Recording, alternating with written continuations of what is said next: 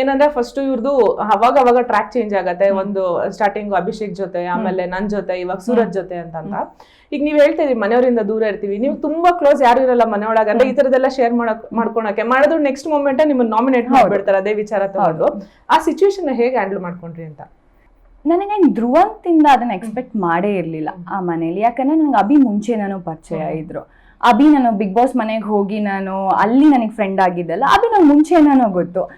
So Abhi ಜೊತೆ ನಾನು first week ಎಲ್ಲ ಅಷ್ಟೊಂದೆಲ್ಲ ಮಾತಾಡಿರಲ್ಲ. ಯಾಕಂದ್ರೆ ಅವ್ನು ಜಂಟಿಯಾಗಿ ಬಂದಿರ್ತಾರೆ, ನಾನು ಜಂಟಿಯಾಗಿರ್ತೀವಿ. ಜಂಟಿಯಾಗಿದ್ದಾಗ ಗೊತ್ತು ಒಬ್ರು ಜೊತೆ ಒಬ್ರು ಮಾತಾಡಕ್ ಆಗ್ತಿರ್ಲಿಲ್ಲ, ಬೇರೆಯವ್ರ ಜೊತೆ ಹೋಗಿ ಮಾತಾಡೋಣ ಅನ್ಕೊಂಡು. ಬಿಕಾಸ್ ನಮ್ ಜಂಟಿಗೆ ಬೇರೆ ಏನೋ ಕೆಲಸ ಇರುತ್ತೆ, ಅವ್ರ ಕೆಲಸ ಫ್ರೀ ಆದ್ರೂ ನನ್ಗೆ ಇನ್ನೊಂದೇನೋ ಕೆಲಸ ಇರುತ್ತೆ.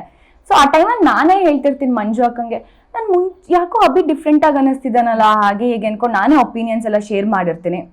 ಬಟ್ ಅವ್ರಿಗೆ ಯಾಕೆ ಹಾಗೆ ಅನ್ನಿಸ್ತು ಧ್ರುವಂತ್ಗೆ ಅನ್ನೋದು ಗೊತ್ತಿಲ್ಲ. ಅಂಡ್ ಧ್ರುವಂತ್ ಅವ್ರು ನನಗ್ ಟ್ರೈ ಮಾಡಿದ್ರು ಅಂತಾನು ಹೇಳ್ತಾರೆ ಅವರು.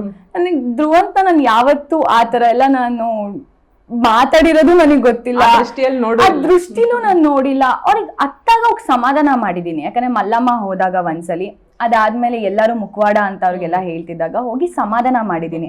ಅಂಡ್ ನಾನೇ ಯಾವಾಗ್ಲೂ ಹೇಳ್ತಿರ್ತೀನಿ ಮನೇಲಿ, ಇಲ್ಲಿ ಯಾರು ಕೆಟ್ಟೋರಲ್ಲ, ಎಲ್ಲರೂ ಒಳ್ಳೆಯವರೇನೆ. ಸಿಚುವೇಶನ್ಸ್ ಎಲ್ಲಾನು ಕೆಟ್ಟೋರ್ ಮಾಡತ್ತೆ ಇಲ್ಲಿ ಅಂತ ಹೇಳ್ತೀನಿ.